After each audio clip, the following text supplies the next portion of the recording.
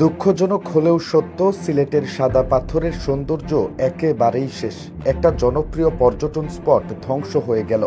প্রাকৃতিক এই সৌন্দর্য নীরব কণ্ঠে কান্না করছে, তবু যেন দেখার কেউ নেই।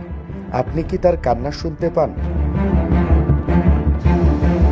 সাদা পাথরের উপর দিয়ে বয়ে যাওয়া ধলাই নদীর স্বচ্ছ জলের ধারা এবং চারপাশের সবুজ পাহাড়ের মন ভুলানো রূপে বরাবরই পর্যটকদের মুগ্ধ করে সিলেটের সাদা পাথর।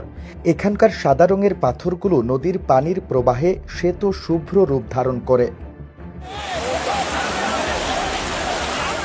সূর্যের আলোতে সাদা পাথরগুলো এক জলজলে সোনালি আভা ছড়ায়, যা পর্যটকদের মনে এক অদ্ভুত মায়া সৃষ্টি করে। তবে সিলেটের কোম্পানীগঞ্জ উপজেলার বিখ্যাত পর্যটন কেন্দ্র সাদা পাথরের এই মন ভুলানো রূপ এখন আর নেই। সেই সাদা পাথরের রাজ্য পরিণত হয়েছে এক নিষ্প্রাণ বিরান ভূমিতে। গত বছরের জুলাই আগস্টে দেশের রাজনৈতিক প্রেক্ষাপটে বড় ধরনের পরিবর্তনের পর প্রশাসনিক কাঠামো কার্যত ভেঙে পড়ে। এই সুযোগে 5 আগস্ট থেকেই সাদা পাথরে ভয়াবহ লুটপাট শুরু করে পাথর খেকোরা। সেই লুটপাট এখনও চলছে।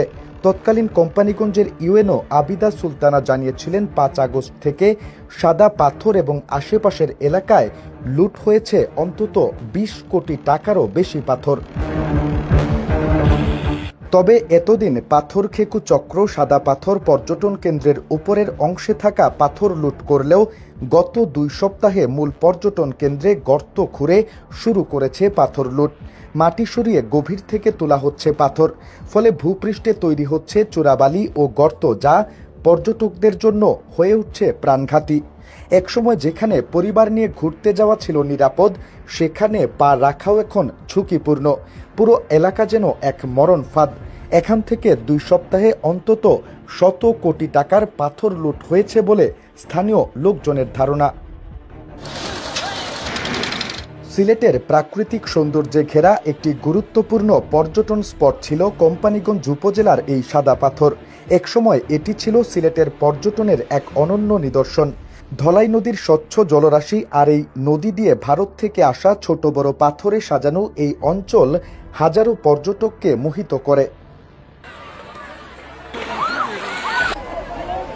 তাই তো এদেশের বিভিন্ন প্রান্ত থেকে মানুষ ছুটে আসতেন এই জল, পাথর আর পাহাড়ের দেশে ঘুরে বেরিয়ে প্রকৃতির ছোঁয়া নিতে।